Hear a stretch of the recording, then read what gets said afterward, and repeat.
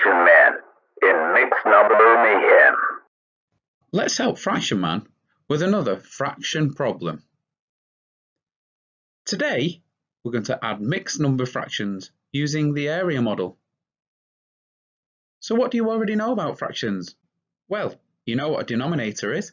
It's the number below the bar. You know what a numerator is. It's the number above the bar, and it tells us how many pieces we're using. You know what equivalent means? It means equal to. You know what an improper fraction is? It's where the numerator is larger than the denominator. You know what a mixed number fraction is, which is a whole number and a fraction. And you know to compare and order fractions. So you're doing fantastically. For this exercise, you're going to need a pen, a piece of paper, and your brain switched on. Now, we've added fractions before, and it's pretty simple if our denominator is the same. For instance, 2/3 plus 1/3. Well, we know that the denominator, stays at the bottom, and we just simply add the numerators. 2 plus 1 is 3, and 3/3 equals 1. But what happens when we have numbers with different denominators in a mixed number format? Well, let's look at 1 1/6 plus 2 2/3. And we can use an area model to help us solve this calculation. So first, we're going to draw one hole and two holes, but we're going to not bother dividing the first one into 6 because we know that represents one hole. But the second one, we're going to divide into 6 equal pieces like this. Then we're going to shade in 1 and 1/6. Then we're going to move on to the 2 2/3. Now we need 3 holes for this. So we're going to do 1 hole, 2 hole, and 3 holes. Now again, I'm not going to convert anything into thirds apart from the last one, which I'm going to create into 3 equal pieces. I'm going to colour in 1, 2, and 2/3 of the final piece. Okay, so now we've got a visual representation of our calculation. So what we're going to do now is going to move on and draw 2 more boxes to represent our calculation and break them into 6 again. And we're going to colour in 1 and 1/6, but this time we're going to transfer the thirds, the lines of the thirds, into our 6th box, just like that. Then we're going to do 1, 2, 3 more boxes, put thirds in, I'm going to colour in 1 box, 2 boxes, and 2/3. And this time we're going to transfer the 6 lines from our 6th into our final box, our thirds box, just like that. So now we have a completely new calculation with a common denominator. We now have 1 3/18 plus 2 12/18. So now it's much easier for us to calculate exactly what the answer can be because our denominators are the same. So let's go ahead. We've got 1 hole plus 2 more, which is 3 holes. Then we've got our 3/18, and all we're going to do is add our 12/18.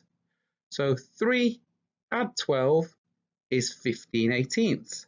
So we go 1, 2, 3, 4, 5, 6, 7, 8, 9, 10, 11, 12, 13, 14, 15. But the answer to our calculation is 3 and 15/18. But we can write 15/18 in its simplest form because both 15 and 18 are divisible by 3. So 15 divided by 3 is 5 and 18 divided by 3 is 6. So we can transfer that into 6 parts and we've got 5 parts coloured in. So our simplified answer is 3 5/6. Let's take a look at another calculation. This time 1 1/4 plus 1 2/8. Now remember, when we're drawing any area models or any bar models, it's important that all of our models are the same size. This gives us an opportunity to compare them correctly. So let's draw our models. Got 1, 2. Now the first one is our 1 whole, and then we're going to divide our second model into 4 to make 4 equal parts. We colour our 1 in and only one of our quarters. Then we do the same again. We have 1 whole and another whole. Now we don't colour in the first one because there's no need, not yet, and we divide the second one into 8ths. We colour 1 in and then 2 of our 8ths. So now we have a visual representation of 1 1/4 plus 1 2/8.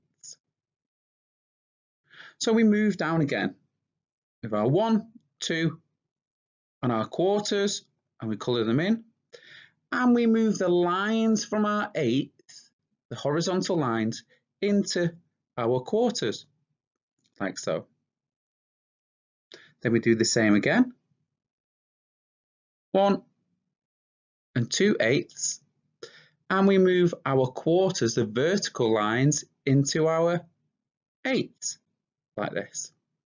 So now we have 2 new fractions. We have 1 8/32 plus 1 8/32. Now it's much easier now to add those fractions because the denominator is exactly the same.